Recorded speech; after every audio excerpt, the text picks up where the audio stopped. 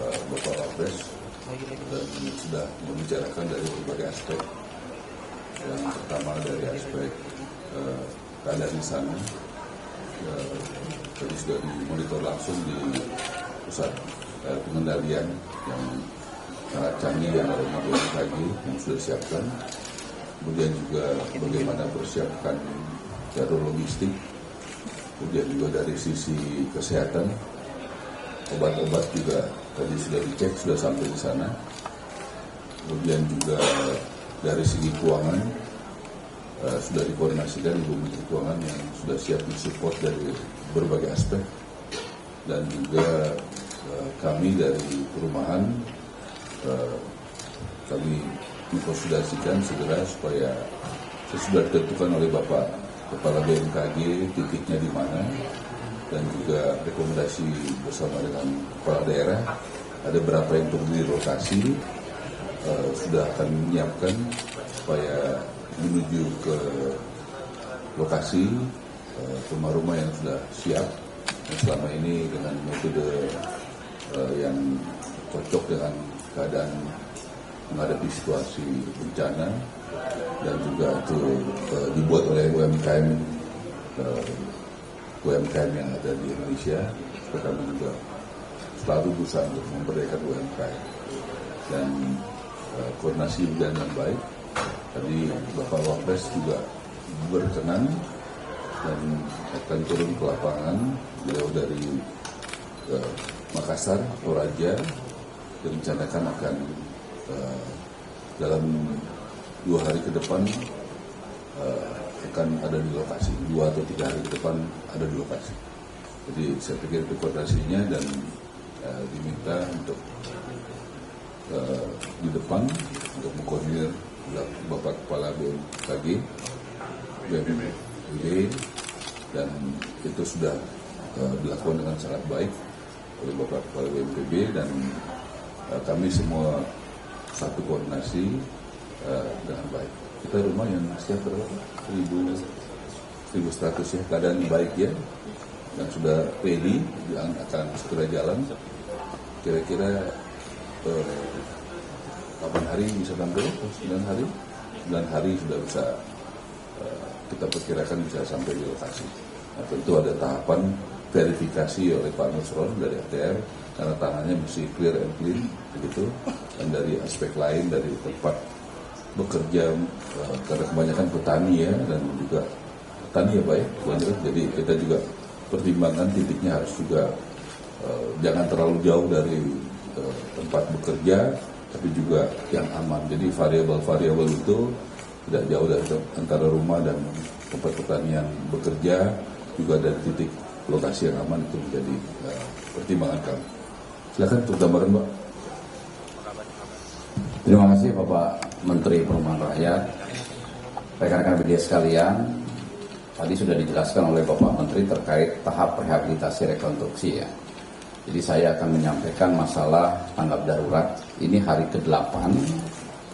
Tanggap daruratnya direncanakan oleh pejabat Bupati Flores Timur adalah 58 hari. Sehingga kita masih punya waktu 50 hari. Tapi tentu saja kita tidak menunggu sampai tanggap darurat selesai baru masuk tahap rehabilitasi rekonstruksi. Kasihan masyarakat, tadi Bapak Menteri sudah menjelaskan langkah-langkah yang akan dilakukan. Nah, di tanggap darurat hari ke-8 ini gunungnya masih erupsi. Meskipun yang terbesar adalah yang terakhir hari Sabtu, tanggal 10 November 2024, itu sampai ketinggian 5 km. Kemudian ada erupsi-erupsi kecil, tapi tidak setinggi di hari Sabtu. Per hari ini, sejak letusan awal, hari Sabtu tanggal 3 November 2024, itu sudah terjadi 54 kali letusan. Ya. Nah, kemudian untuk pengungsian, tercatat sampai hari ini ada 11.553 orang. Ya. Sekarang ada di 8 titik pengungsian terpusat. Ada 6 titik di Kabupaten Flores Timur, ada 2 titik di Kabupaten Sika. Nah, yang di Kabupaten Sika 2 titik ini pun secara lambat laun nanti akan dipindah ke Flores Timur. Sudah ada beberapa titik Nanti ini dalam proses pemindahan. Kenapa dipindahkan? Karena abu itu mengarahnya ke barat dan barat daya, sehingga tempat pengungsian di Kabupaten Sika ini terdampak abu. Tadi Bapak Wapres langsung memimpin rapat, memberikan arahan-arahan, ya. Bahkan beliau harus dibedakan di tempat pengungsian antara yang umum, antara yang lansia, antara yang hamil, antara yang menyusui dan anak-anak, ya, supaya pelayanan kesehatan dan kebutuhan dasarnya tepat. Kami pastikan per hari ini belum ada keluhan terkait dengan pelayanan dasar, makan, minum, air bersih, ya. Tetapi yang akan terus dilengkapi adalah MCK. Ya, dari MCK tadi ada beberapa keluhan untuk dilengkapi, tapi kami pastikan ini akan terus dilengkapi. Kemudian juga dari pemerintah daerah ada keinginan untuk menambah jalur pelayaran laut, ya, feri. Ini juga akan dikomunikasikan. Tadi Bapak Menteri Perumahan Rakyat juga Pak Marwarar Sirait juga sudah mengingatkan kami untuk berkoordinasi dengan Kementerian Perhubungan. Dari TNI juga per hari ini membantu, TNI Angkatan Laut akan menggeser KRI Ahmad Yani. Nah, dengan langkah-langkah ini mudah-mudahan dalam masa tanggap darurat ini semua kebutuhan pengungsi ini betul-betul bisa kita penuhi. Mungkin tambahan dari saya seperti itu, ya, rekan-rekan media sekalian.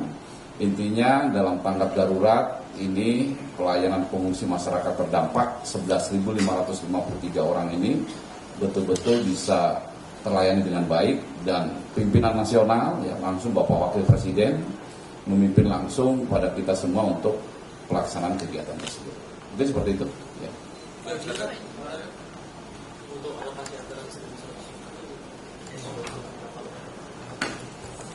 Soal anggaran, kita sudah terbiasa melakukan seperti ini.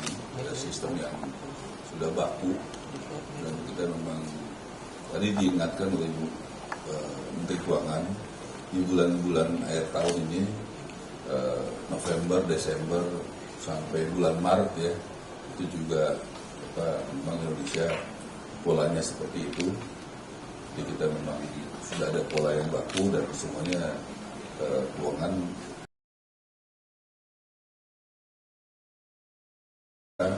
juga yang semangat gotong royong juga sangat kuat terasa, karena nanti Bapak Kepala yang akan koordinir juga dengan pemerintah daerah. Jadi kita nanti sumber itu pasti ada dari APBN, juga pasti ada dari APBD, tapi juga dari pihak-pihak swasta. Jadi semangat gotong royong memang sudah makin kuat dalam negara kita. Pak, secara riginya berapa ya Pak? Maksudnya untuk yang kerusakan berat dan ringan? Kalau yang berat kan pasti 60 juta, ya, itu termasuk yang rusak. Tapi kalaupun itu kurang, ya mesti kita tambahkan, Pak. Ya, gitu. Jadi itu udah baku 60 juta itu. Ya, silakan.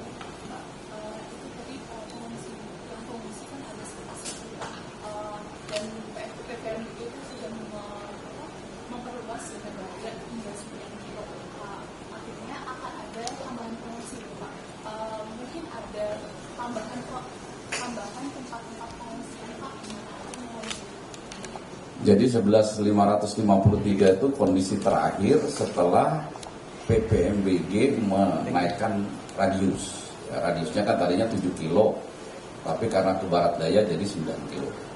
Nah, sekarang fokus titik pengungsiannya adalah memindahkan yang dari Sika. Ya, karena Sika ini walaupun radiusnya di atas 7 kilo, tapi karena arah anginnya ke sana, ya, itu mengakibatkan di tempat pengungsian itu debu turun. Bahkan sebetulnya kalau rekan-rekan media tahu itu sampai ke Manggarai Barat itu abunya itu. Kan saat ini Bandara Komodo di Tanjung, di Labuan Bajo masih ditutup gitu. Tapi ke arah Larantuka ini malah enggak gitu. Nah, tapi kalau nanti ada tambahan lagi pengungsi, ini kita terus disisir, ya. Setiap hari makin bagus, hari ke-8 sudah lebih bagus, hari ke-9, hari ke-10. Bisa saja nanti kita akan ada penambahan titik pengungsi. Tetapi yang disampaikan Pak Menteri tadi, 2 titik sudah ada disiapkan untuk relokasi sebesar 50 hektar. Nah, itu letaknya 10 km dan 12 km. Sehingga jauh dari gunung, dalam zona bahaya, tetapi juga mereka tidak terlalu jauh kepada mata pencariannya, yaitu pertaniannya, kebunnya, ternaknya. Nah, tadi kami sarankan kepada Bapak Wapres bahwa ke depan seandainya gunung itu sudah reda ataupun sudah kembali dari menjadi waspada atau siaga begitu, masyarakat sudah boleh di radius 5 kilo, ya tapi yang penting tidak ditinggali gitu. Tapi hak tanah, hak kebunnya tetap seperti itu. Dana tunggu hunian kita berikan bagi masyarakat yang rusak berat, mereka kan nggak mungkin tinggal di pengungsian. Nah, mereka misalnya menumpang di rumah saudaranya, mengontrak, ya kan, itu dapat dana tunggu hunian 500.000 per kakak kali 6 bulan.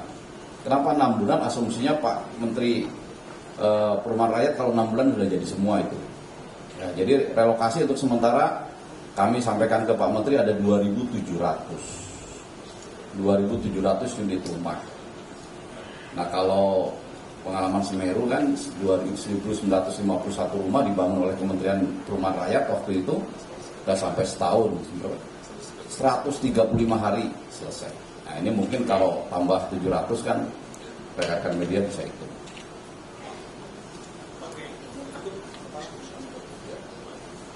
Dari Pak Menteri juga barusan bahwa pemilihan lokasi, penentuan relokasi itu tidak dipaksa. Saya dialog ke masyarakat itu tidak ada siapapun yang bisa memaksa karena negara merdeka. Jadi mereka dialog. Kalau Pak saya tidak mau ke tempat yang 2 titik itu, saya akan mengungsi di sana, saya kebetulan punya tanah, nggak apa-apa. Nanti Pak Menteri akan bangunkan di situ, atau BNPB yang bangunkan di situ. Jadi ini sifatnya terserah masyarakat, jadi tidak ada yang dipaksa. Jadi kalau bencana memang tidak pernah terjadi, sudah dibangun, terus tidak ditinggali. Coba lihat di mana-mana tidak ada.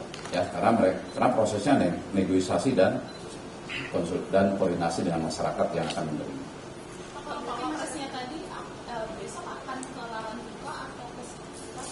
Tadi udah disampaikan Pak Menteri, ya mungkin ke Larantuka.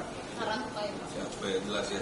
Jadi Bapak Wapres ada rencana ke Makassar, kemudian ke Toraja, kemudian nanti akan langsung ke lapangan dalam beberapa hari ini. Ya, bisa dalam 3 hari ini, yang pasti itu jadwalnya beliau. Ya. Begini, kita kan memang sudah terbiasa pola begini, masyarakat dalam keadaan seperti itu tentu polanya harus menghargai, mendengar. Ya, jadi diajak bicara baik-baik yang disampaikan beliau tadi, dan itu saya pikir wujud empati dan simpati yang konkret. Ya, jadi diajak baik-baik ngomong tadi variabelnya kan adalah bagaimana harus lokasinya aman, satu itu. Kedua, bagaimana itu dengan tempat pekerjaan, itu rata-rata pertanian, itu kan mesti dibicarakan. Begitu ya, tadi juga ada alternatif, mungkin mereka mau di tempat lain, atau saudara, atau punya tanah di mana, punya apa itu, itulah proses dialog yang harus kita lalui dalam mengelola situasi seperti ini. Jadi dialog itu menjadi sangat penting sekali. Saya rasa gitu ya teman-teman ya, terima kasih ya.